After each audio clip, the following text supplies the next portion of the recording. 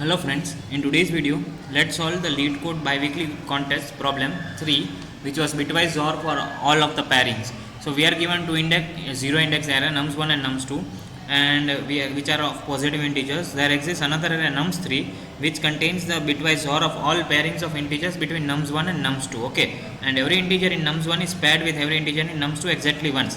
We need to return the bitwise XOR of all of the integers present in nums3. Okay. So let me take the first example, which is 2, 1 and 3, and this is my first array and this is my second array. Okay, so what I will this is my A1, this is my A2. Now I am forming one array A3, which is what is A3? It is the bitwise XOR of all of the pairings which exist between A1 and A2. Okay, so 2 XOR 10, 2 XOR 2, 2 XOR 5, 2 XOR 0, and similarly 1 XOR 10, 1 XOR 2, 1 XOR 5, 1 XOR 0, comma, and all of the corresponding 3 XOR 2, 3 XOR 5, 3 XOR 5 and 3 XOR 0. Okay, so this is my resultant array, and now I need to find the XOR of this array. Okay, now I need to return the XOR of this array. Okay, so that is my end goal, which I know. Now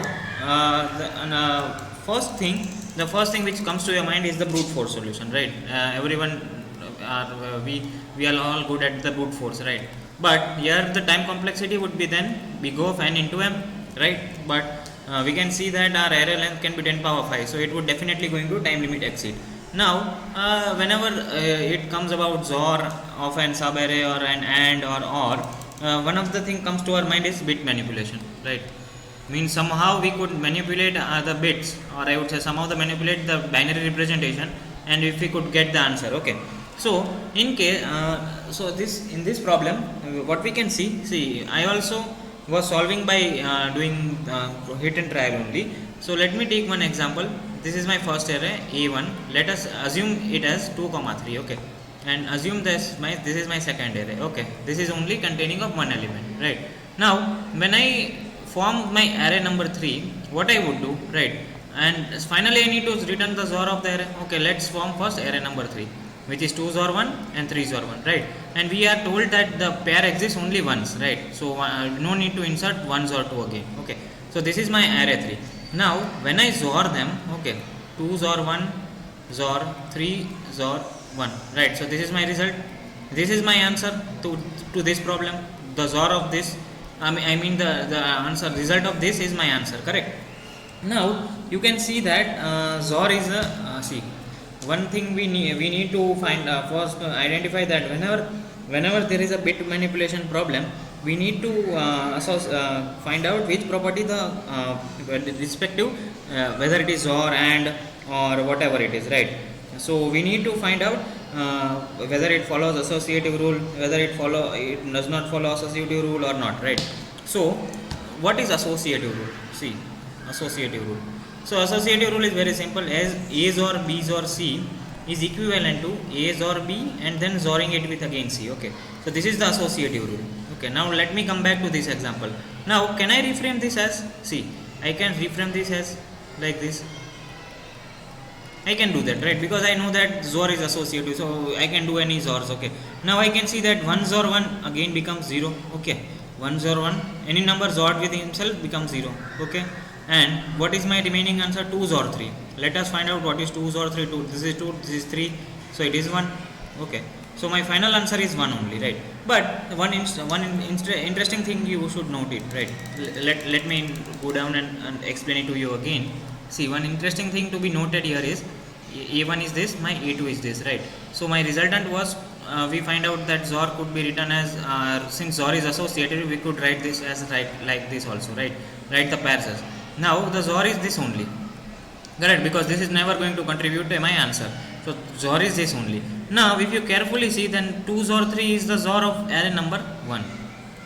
That means, see, if my first array has even number of elements and my second array has odd number of elements, then I can say that my result is always going to be the first XOR of all of the elements of my first array, and I can calculate the XOR of all elements of an array in big O of n time, correct? This is so we know that it is a bit obvious, right? Now see, this was one case. Okay, and if you are not getting it, take a pen paper and then write it. Okay, now what happens in case both arrays are having even number of elements? So what happens then? Okay, let's see it. We will need to examine all of the cases. Okay, then only we will identify. So I am writing the pairs which are formed, which will be formed 2s or 3 and 3s or 4. So this is my array number C, or array number third array is this, correct? Now the XOR of all of this, XOR of all of these elements, XOR of all of these elements is my answer, which I require to, which I need to return. Okay, so bear with my handwriting, I apologize for the same. Yeah, no worries. Okay, now let's move forward. So now see again, we know that XOR is associative. Associative means I can write anything like this, right? I can rearrange the characters, rearrange the numbers present in XOR. Okay, now can I not do this? See, 1 XOR 1, I am taking this to 1 and taking them common. Okay, then XOR with 3 XOR 3 again. Okay, I am XORing with 3, and so this is 3, this 3 is removed, correct? Now again, see, I can also write 4 XOR 4.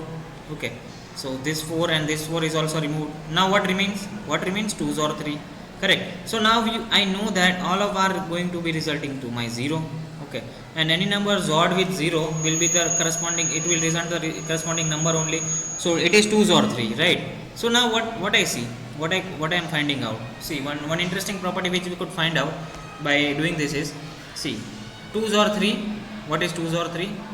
Yeah, we found out it is 1 only, right? And in our sample cases, what we are given, and in our sample cases, see, in case one, so let me see if I have made any mistake or not.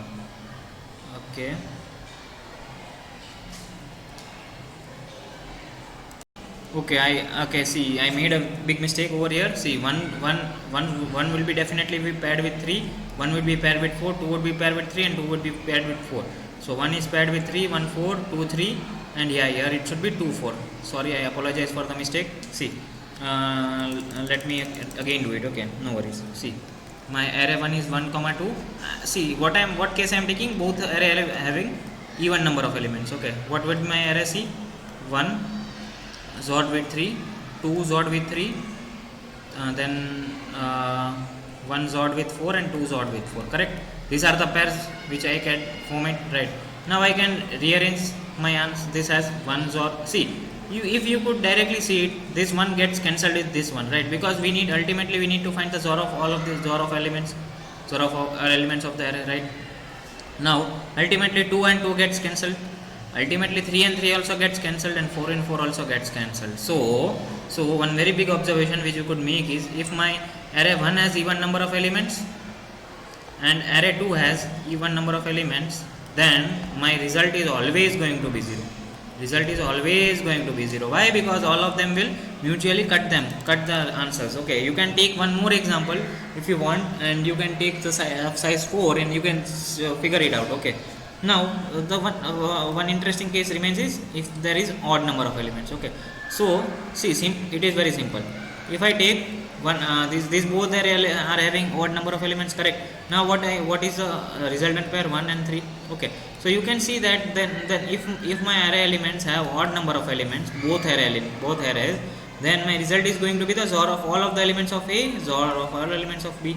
Okay, see, I can take one more big example and then show it to you. Okay, and that would be, I think, a great idea. Okay, so I am taking 1 3 5 in my first array, and I am taking 2 4 and 6. Okay, let's start forming pairs. 1 3 1 sorry 1 2 1 4 1 6, 3 2 3 4 3 6, correct? And similarly 5 2 5 4 and 5 6. Now let's start cutting the elements. Okay, which all will get cut himself. So this 6 gets cancelled with this 6, because see, XOR, see, one very big thing in this problem is XOR is associative. This you should know. Okay, if XOR is associative, then I can rearrange the elements and then group the same elements together, correct? So this 5 gets cancelled, this 3 gets cancelled, this 4 and 4 gets cancelled, and similarly this 2 and 2 gets cancelled. Okay, similarly this 1 and 1 gets cancelled. What remains with me is 1 2 1 4, 1 6, and here also 3 remains. Here also 1 also remains. Yeah, 1 5 and 3. So what is this? What is this? All of the elements combined, right? All of the elements combined. Now what would be the XOR of this? Is the XOR of both element, both arrays combined, correct? So this is the solution then. If both of the array elements are, both of the arrays have an odd number of elements, correct? So this is the simple case. See, let me dive down deep. Let n be the size of first array 1 dot size, and my sorry for that, n is the size of first array and m is the size of second array. Okay, now if I can see, if my n modulo 2 is equal to 0, that means it is even, and m modulo 2 equal to 0, then I simply need to return 0. Okay, so I have shown you, okay, in the sample cases. If my n modulo 2 equal to 0, but my m modulo 2 is not equal to 0, that means the second array is odd, then whatever is on the even side, we need to return that. We need to return the array having even number of elements, XOR of array having even number of elements. Okay, and similarly is the reverse case, but one interesting thing is that when both of them are odd, then you return the combined XOR. Okay, see, the ultimate problem dives down to that you should know the property that XOR is associative. So what happens? See, ultimately what happens, if I write like this, okay, see, even though I can group this like this, okay, this is single. Now see, since XOR is associative, I can write like this also. This is one very big observation. So now one XOR 1 is definitely going to be 0, and 0 XOR with any number is see, if I XOR, the result of this would be definitely the answer, okay, because 0 has no effect on XOR of the result. Okay, so this means that this one and this one gets cancelled, and similarly we can cancel out among the pairs. Okay, correct. Let me show you the code. Yeah, I would paste the code in the description, and if you like the content and if you understood the problem, the solution which I provided, do not forget to subscribe to the channel. Okay, thank you for watching.